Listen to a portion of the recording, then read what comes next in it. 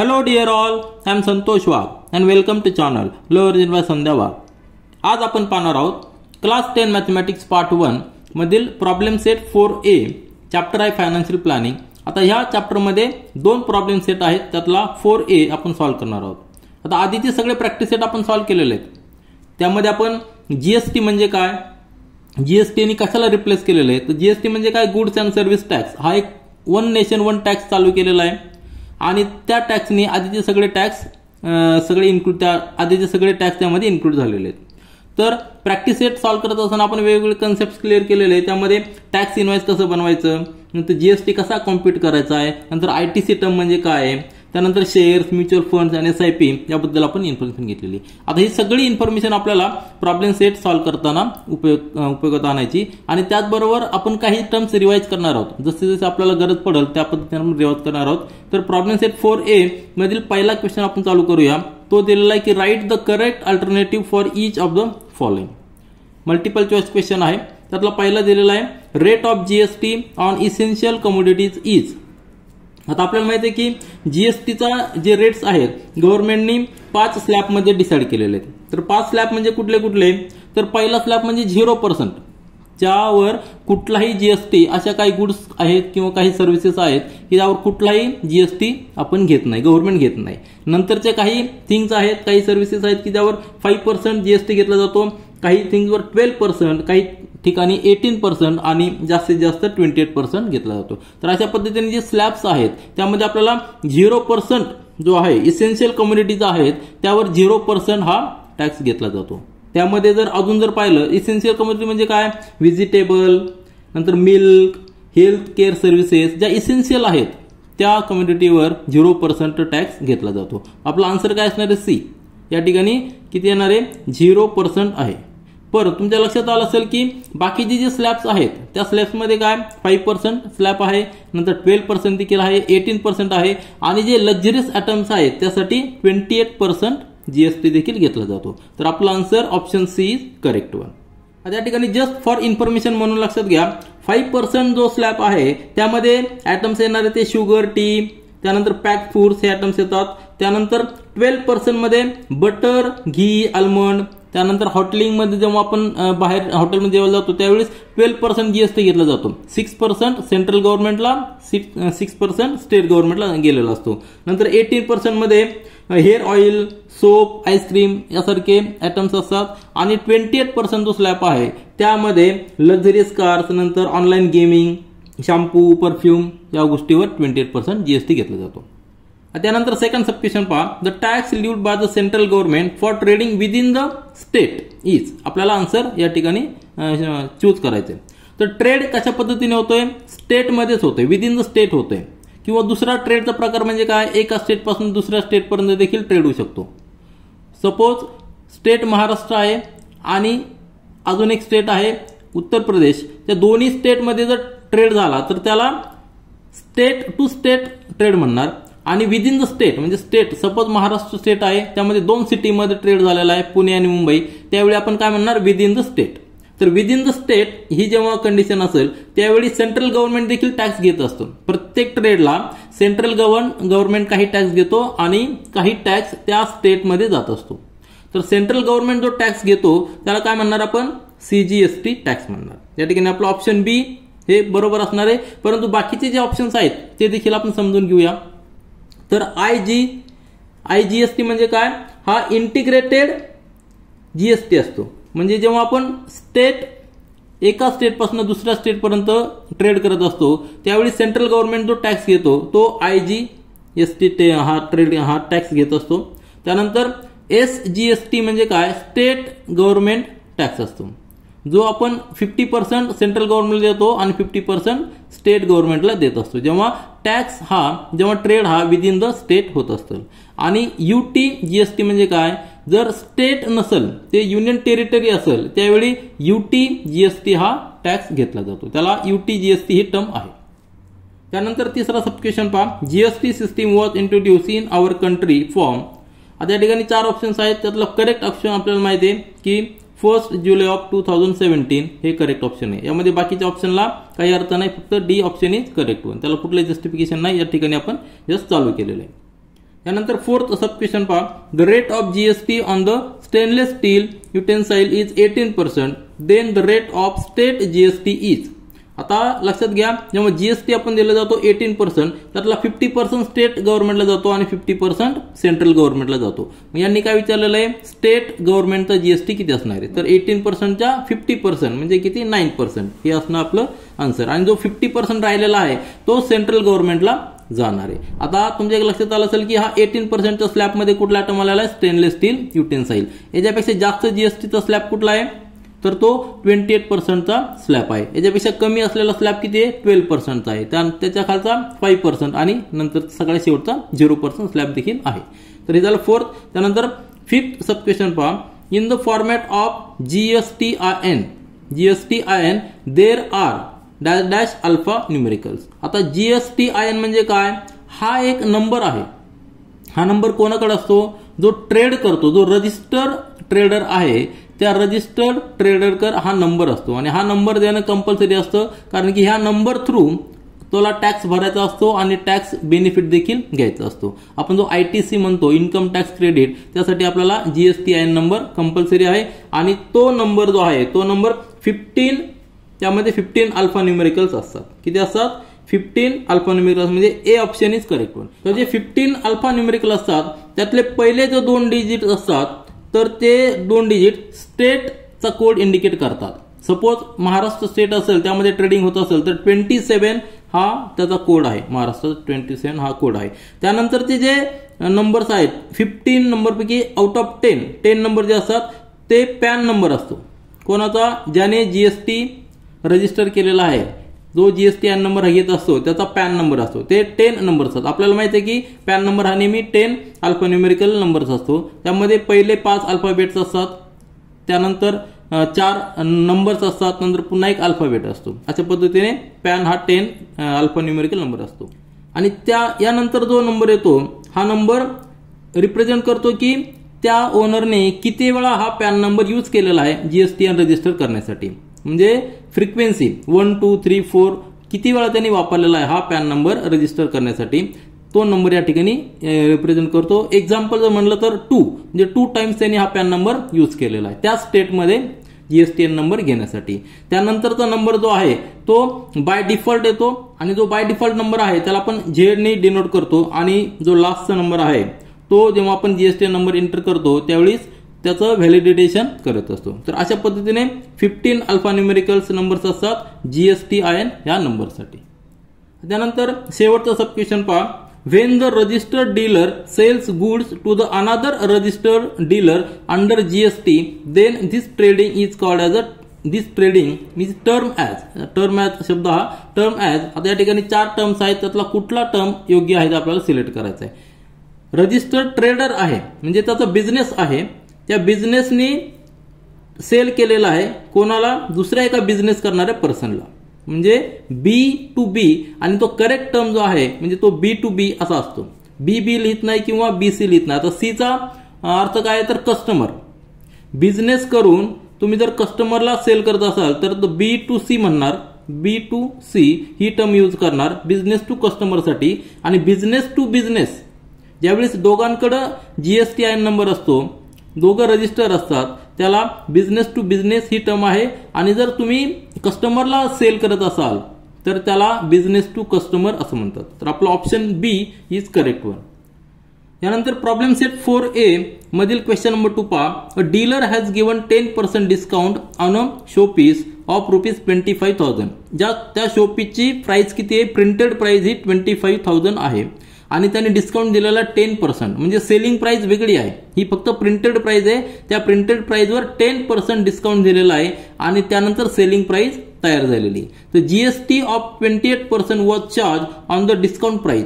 कारण की जीएसटी आपण जेव्हा घेतो किंवा त्याला जीएसटी आकारला जातो तर तो प्रिंटेड प्राइसवर नसतो, ज्या प्राइसला सेल झालेली आहे त्या सेलिंग प्राइसवर जीएसटी आकारला जातो. Find the total amount shown in the tax invoice. Tax invoice बनवलं जाणार त्यावेळी सेलिंग प्राइस लिहिली असणार आहे, प्रिंटेड प्राइस लिहिलेली नसणार आहे.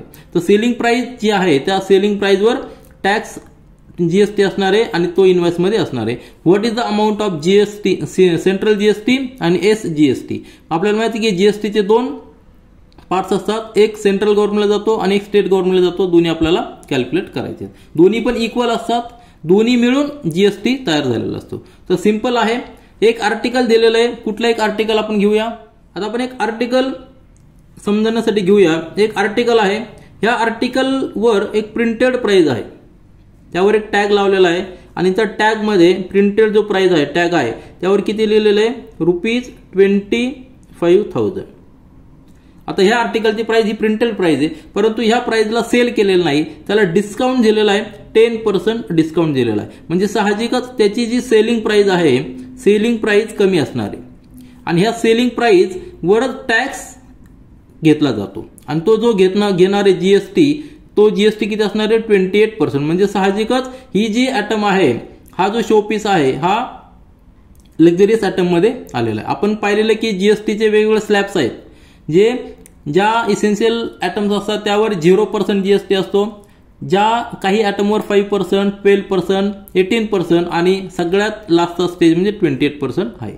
तर आपल्याला काय करायचं आहे, याच्यावरचं जीएसटी किती येतो कॅल्क्युलेट करायचा आहे आणि त्याचबरोबर जी परचेस प्राइस असणार आहे कस्टमरची, जी टोटल अमाऊंट असणार आहे, ती टोटल अमाऊंट कशी असणार आहे, total amount will be selling price. He selling price असणार आहे प्लस जीएसटी देखील असणार आहे. हे दोन्ही इन्क्लूड केल्यानंतर टोटल अमाऊंट असणार आहे आणि ह्या टोटल अमाऊंट आपल्याला टॅक्स इनव्हॉइस मध्ये दिसणार आहे. तर सिंपल आहे, तुमचा बेसिक कन्सेप्ट लक्षात आला असेल, आपण सॉल्व्ह करूया. तर सुरुवातीला आपण गिवन काय काय दिलं ते लिहून घेतलंय. प्रिंटेड प्राइस आहे, नंतर डिस्काउंट रेट आहे 10%, जीएसटी रेट आहे 28%. आपल्याला फाइंड आउट करायचं आहे total amount in tax invoice, central GST and state GST. आता ह्या एक्झाम्पलमध्ये आपण डिस्काउंट सेपरेट कॅल्क्युलेट करू शकतो किंवा डायरेक्ट आपण सेलिंग प्राइस देखील कॅल्क्युलेट करू शकतो. आपल्याला माहिती की डिस्काउंट किती दिलेला आहे, 10%. म्हणजे रिमेनिंग जी अमाऊंट आहे ती 90% आहे. 90% कशाच्या, या प्रिंटेड प्राइसच्या, ती डायरेक्ट सेलिंग प्राइस असणार आहे, ती देखील आपण कॅल्क्युलेट करू शकतो. पण तो एक अनदर वे आहे, परंतु आपण या ठिकाणी डिस्काउंट कॅल्क्युलेट करूया आणि जीएसटी आणि सीएसटी कॅल्क्युलेट करूया. तर सोल्युशन पहा. Let find the discount in rupees. तो डिस्काउंट कसा असणार आहे, 10% डिस्काउंट आहे, पण 10% म्हणजे काय, 100ला 10%, 100ला 10 रुपीज. 10% याचा काय, पर्सेंट, म्हणजे प्रत्येक सेंटवर, सेंट म्हणजे 100 रुपीजला 10 रुपीज डिस्काउंट आहे. तर आपल्याकडं अमाऊंट किती आहे, 25,000 आहे. 25,000ला किती, या ठिकाणी क्रॉस मल्टिप्लिकेशन करायचं, म्हणजे आपल्याला क्वेश्चन मार्क जो आहे त्याचं आन्सर मिळतं. क्रॉस मल्टिप्लिकेशन केल्यानंतर काय होणार आहे, 10 into 25,000 equal to 100 into this question mark. आलं लक्षात. हे सिंपल आपल्याला प्रोसिजर असते. मग 100 या ठिकाणी ट्रान्सफर केला तर काय येणार, क्वेश्चन मार्क, जे आपल्याला आन्सर पाहिजे, that is equal to 10 into 25,000 upon 100. तेच आपण या ठिकाणी कसं लिहितो, discount in rupees for printed price equal to discount rate upon 100 into printed price, म्हणजे 10 upon 100. हे सिंपल आहे, हे लक्षात ठेवायला सिंपल आहे. आपल्याला टोटल डिस्काउंट काढायचा आहे, तर त्याचा जो रेट आहे त्याला 100 ने डिवाइड करायचा आहे आणि कशावर आपल्याला डिस्काउंट दिलेला आहे, टोटल अमाऊंट, ती या ठिकाणी लिहायची. हे जर सिंपल आपण सॉल्व्ह केलं, हा 0 हा 0 हा 1 0 हा 1 0, म्हणजे ₹2500 एवढं डिस्काउंट आलेलं आहे. प्राइस, प्रिंटेड प्राइस 25,000 आहे, त्यावर 2,500 डिस्काउंट आहे, म्हणजे आपल्याला जी सेलिंग प्राइस आहे ती मिळणार आहे. फक्त जस्ट सबट्रॅक्शन करायचं आहे. आता सेलिंग प्राइस कॅल्क्युलेट करूया. Printed price minus discount. Printed price आहे 25,000, डिस्काउंट आहे 2,500, सबट्रॅक्शन येणार आहे 22,500. ही झाली आपली सेलिंग प्राइस. आणि सेलिंग प्राइस म्हणजेच टॅक्सेबल अमाऊंट असते. जी प्राइस सेलिंग असते त्यावर टॅक्स कॅल्क्युलेट जातो. Taxable price is equal to selling price is equal to 22,500. ही टॅक्सेबल अमाऊंट आहे. त्या टॅक्सेबल अमाऊंटवर जीएसटी घेतलेला आहे 28%. मग जीएसटी पर्सेंटेजमध्ये दिलेला आहे, आपल्याला रुपीजमध्ये कॅल्क्युलेट करायचा आहे. पण कशाचा दिलेला आहे, 22,500चा 28% घ्यायचा, म्हणजे 28 upon 100 into 22,500. आलं लक्षात. GST on taxable price is equal to 28 upon 100 into 22,500. Calculation करा. या ठिकाणी हे 2 0 जातील, परंतु 2 to 5 into 28 करण्यापेक्षा आपण 28ला स्प्लिट करू. 14 into 2 into 2 to 5, 2 to 5 into 2 म्हणजे 450 into 14. 14चा टेबल आपल्याला पाठ असणार आहे, म्हणजे कॅल्क्युलेशन केलं तर 6,300 येणार आहे. आपलं कॅल्क्युलेशन सिंपल करण्यासाठी आपण काही टर्म स्प्लिट केलं तरी चालतील, फक्त आपल्याला व्यवस्थित टेबल्स लक्षात आले पाहिजे. तर आपल्याला जीएसटी अमाऊंट मिळालेली ₹6,300. आता ही जीएसटी अमाऊंट आपल्याला ऍड करावं लागणार सेलिंग प्राइसला, म्हणजे आपल्याला बिलवर जी अमाऊंट येणार आहे टोटल अमाऊंट ऑन बिल ती मिळणार आहे. सेलिंग प्राइस आहे 22,500, म्हणजे ही डिस्काउंट देऊन आलेली प्राइस आहे, plus GST amount 6,300. Total amount on the bill will be 28,800. ही झाली 28,800 ही बिलिंग प्राइस झालेली आहे. आणि त्यानंतर आपल्याला विचारलेलं की सेंट्रल जीएसटी आणि स्टेट जीएसटी किती आहे. आपण जीएसटी कॅल्क्युलेट केलेला आहे 6,300, म्हणजेच याचा अर्थ काय आलेला, सेंट्रल जीएसटी यामध्ये सेंट्रलकडे अर्धा पार्ट जाणार आहे आणि अर्धा पार्ट स्टेट गव्हर्नमेंटकडे जाणार आहे. म्हणजे GST is equal to central GST CGST plus SGST, आणि सीजीएसटी आणि एसजीएसटी हे इक्वल असतात, म्हणून CGST GST is equal to GST upon 2.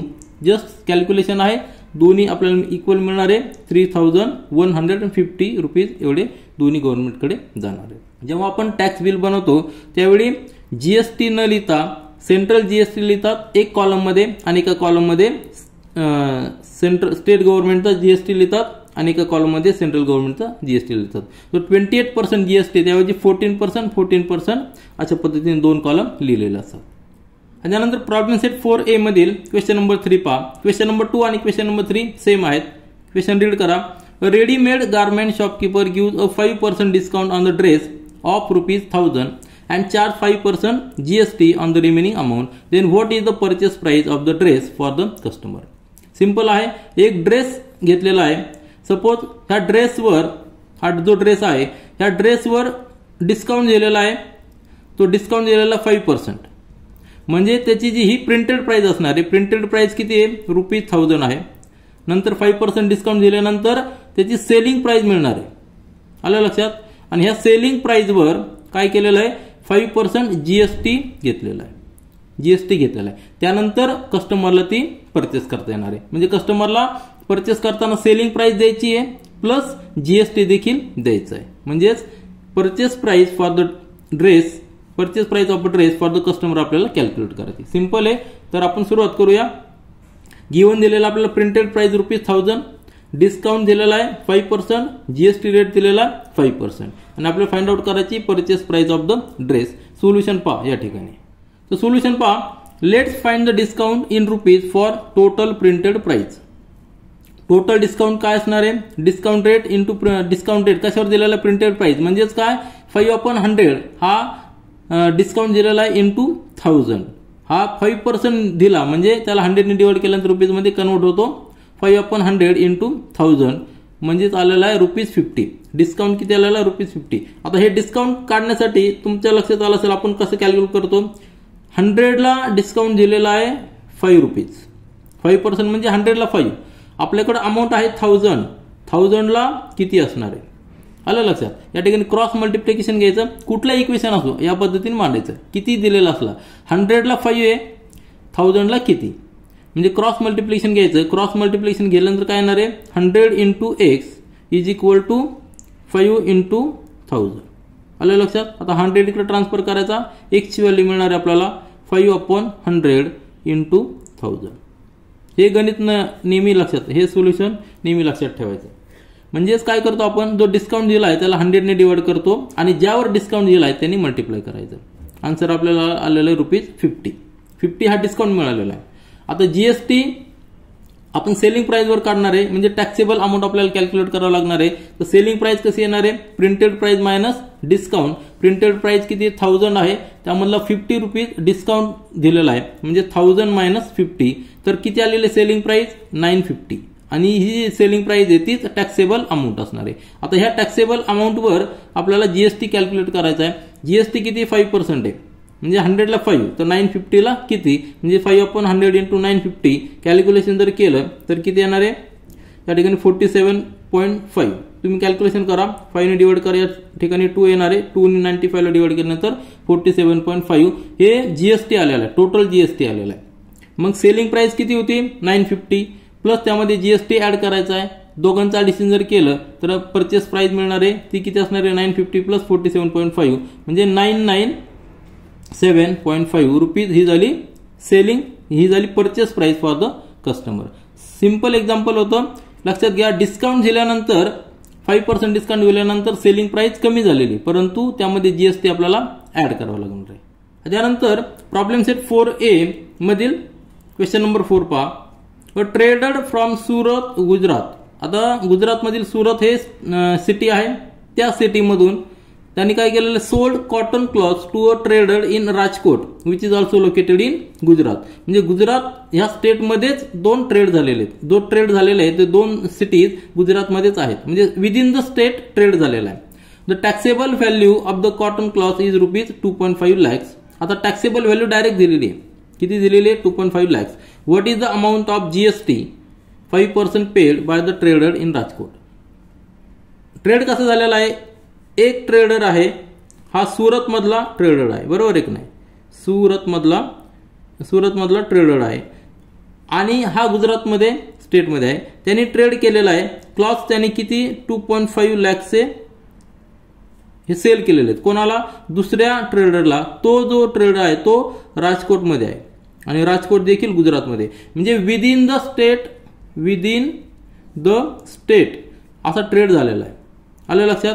Within the state जर ट्रेड झाला तर आपण सेंट्रल जीएसटी कॅल्क्युलेट करतो प्लस स्टेट जीएसटी कॅल्क्युलेट करतो आणि दोन्ही मिळून जीएसटी असतो.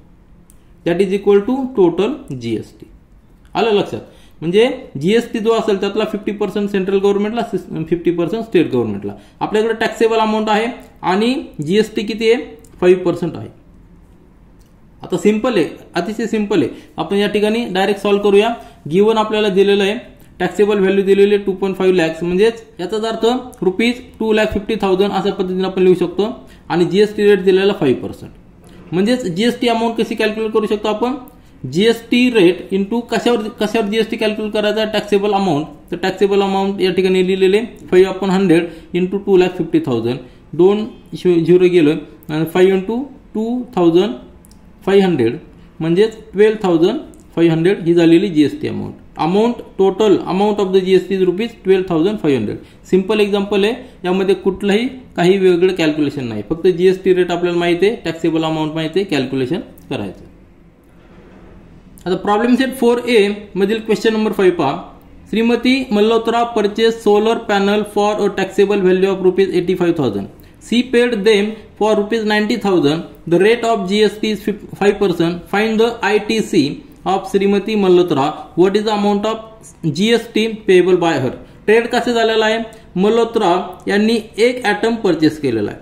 सोलर पॅनल या ठिकाणी घेतलेला आहे आणि ह्या पॅनलची किंमत किती आहे? 85,000 आहे. ₹85,000 याची किंमत आहे. त्यांनी परचेस केलेला आहे आणि परचेस करताना त्यांनी काय केलेलं आहे? 5% जीएसटी दिलेला आहे.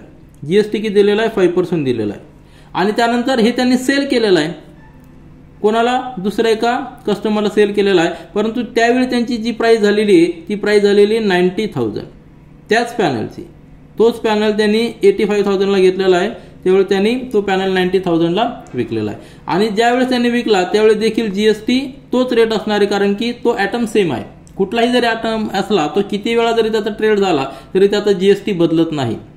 दोन्ही वेळा जीएसटी 5% आहे. फक्त आता या ठिकाणी टॅक्सेबल अमाऊंट जी असणार आहे ती वेगवेगळी असणार आहे. पहिल्या ट्रेडमध्ये टॅक्सेबल अमाऊंट 85,000 आहे आणि दुसऱ्या ट्रेडमध्ये टॅक्सेबल अमाऊंट 90,000 आहे. त्यामुळे साहजिकच जीएसटीची अमाऊंट चेंज होणार आहे. आता या ठिकाणी ITC टर्म आहे, आपण प्रॅक्टिस सेटमध्ये व्यवस्थित समजून घेतलेली आहे. तर ITC म्हणजे काय? हा इन्कम टॅक्स क्रेडिट असतो. कारण की जेव्हा मल्होत्रा यांनी परचेस केले, हा जो पॅनल परचेस केला तेव्हा त्यांनी 5% जीएसटी दिलेला आहे. मग जो जीएसटी त्यांनी दिलेला आहे त्या जीएसटीला काय म्हणायचं? ITC म्हणायचं. त्यांनी जो विकत घेतला, कारण त्यांनी स्वतःसाठी वापरलेला नाही, त्यांनी एक बिझनेस म्हणून घेतलेला आहे आणि तो त्यांनी बिझनेस म्हणून घेतल्यामुळं त्यांना ITC म्हणजे इन्कम टॅक्स क्रेडिट मिळणार आहे. आता हे क्रेडिट त्यांना काय मिळणार आहे? कारण की ते बिझनेस म्हणून रजिस्टर आहे, त्यांच्याकडं GSTIN नंबर आहे, म्हणून त्यांना तो क्रेडिट मिळणार आहे. जर आपण कस्टमर जर असेल, कस्टमरला ITC मिळत नाही, कारण कस्टमर स्वतः ते पॅनल यूज करतो, म्हणून त्याला ITC मिळत नाही. आता यांनी काय केलेलं आहे? टॅक्स आधी दिलेला आहे. जेव्हा परचेस केला त्यावेळेस त्यांनी टॅक्स दिलेला आहे, 5% टॅक्स दिलेला आहे. कशावर? 85,000 वर. तो टॅक्स गव्हर्नमेंटकडे गेलेला आहे आणि त्यानंतर त्यांनी जेव्हा सेल केला त्यावेळेस त्यांच्याकडे टॅक्स आलेला आहे, कस्टमरनी त्यांना टॅक्स दिलेला आहे. कस्टमरनी दिलेला टॅक्स हा साहजिकच जास्त असणार आहे कारण की त्यावेळी 90,000 किंमत आहे.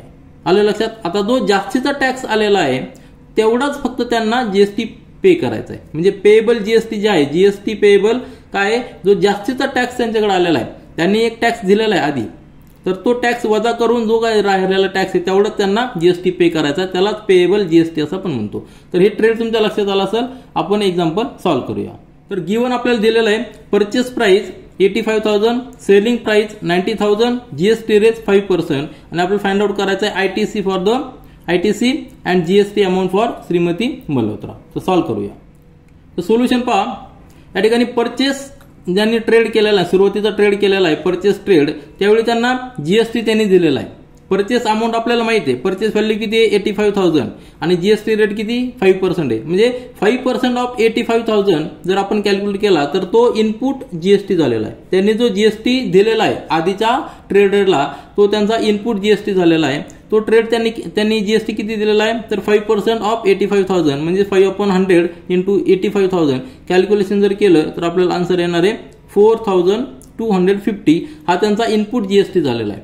आणि जो इनपुट जीएसटी असतो त्यालाच आपण काय म्हणणार आयटीसी, इन्कम टॅक्स क्रेडिट, त्यालाच म्हणणार income tax credit for Shrimati Malhotra. किती असणार आहे 4,250 रुपीज एवढं त्यांना आयटीसी मिळालेलं आहे. पहिला आन्सर आपल्याला मिळालेलं आहे. आता त्यांनी ते पॅनल स्वतःकडे ठेवलेलं नाही, त्यांनी कस्टमरला विकलेलं आहे, परंतु विकताना त्याची प्राइस वाढलेली. प्राइस वाढली म्हणजे त्याचा जीएसटी वाढला कारण जीएसटीचा रेट 5% कॉमन आहे. आता जो वाढलेला जीएसटी आहे तो त्यांना स्वतःकडे ठेवता येत नाही, तर तो जीएसटी त्यांना गव्हर्नमेंटला द्यावा लागतो आणि त्यालाच आपण पेएबल जीएसटी असं म्हणतो. आता तो जीएसटी किती आलेला आहे तो आपण कॅल्क्युलेट करूया.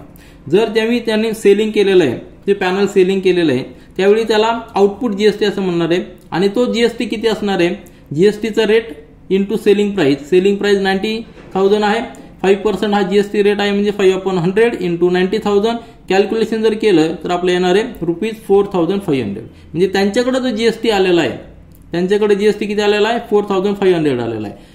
हा त्यांच्याकडे जीएसटी आलेला आहे 4,500 जीएसटी आलेला आहे, परंतु त्यांनी आधी किती दिलेला आहे 4,250 हा आधीच भरलेला आहे. जेव्हा त्यांनी परचेस केला होता त्यावेळेस त्यांनी जीएसटी दिलेला आहे. मग दोन्हीतला जो डिफरन्स असणार आहे तो डिफरन्स ते स्वतःकडे ठेवू शकत नाही, तर तो डिफरन्स त्यांना गव्हर्नमेंटला द्यावा लागतो आणि त्याला आपण जीएसटी पेएबल म्हणतो. जीएसटी पेएबल कसा आपण कॅल्क्युलेट करणार, मग GST payable for Shrimati Malhotra is equal to output GST. आता हे आउटपुट जीएसटी म्हणजे काय, त्यांनी जेव्हा सेल केलेला आहे त्यावेळी जो जीएसटी कलेक्ट केलेला आहे कस्टमरकडनं त्याला आउटपुट जीएसटी म्हणणार. आणि इनपुट टॅक्स क्रेडिट म्हणजे इनपुट जीएसटी त्यांनी जेव्हा परचेस केला होता, परचेस करताना त्यांनी जो जीएसटी पे केलेला आहे त्याला इनपुट टॅक्स क्रेडिट म्हणणार. तो त्यातनं मायनस करायचा म्हणजे 4,500 मायनस 4,250 दोन्हीतला डिफरन्स येणार आहे ₹250. म्हणजे श्रीमती मल्होत्रा यांना गव्हर्नमेंटला किती टॅक्स द्यावा लागणार आहे जीएसटी पेएबल म्हणून कारण त्यांनी आधी दिलेला आहे 4,250 आधी पे केलेला आहे, परंतु त्यानंतर त्यांना जीएसटी पेएबल पडणार आहे तो म्हणजे ₹2,500. आपला आन्सर काय असणार आहे GST payable for Shrimati Malhotra is ₹250. आणि दुसरे अजून एक विचारलं होतं त्यांनी की आयटीसी किती आहे, तर ITC for Shrimati Malhotra is ₹4,250. अशा पद्धतीने आपण दोन्ही आन्सर फाइंड आउट केलेले आहेत. आणि प्रॉब्लेम सेट 4A मधील question number 1 to question number 5 solve केलेले. आणि यानंतरचे जे 5 क्वेश्चन्स आहेत ते आपण नेक्स्ट व्हिडिओमध्ये सॉल्व्ह करूया. This is all for this video. Thank you.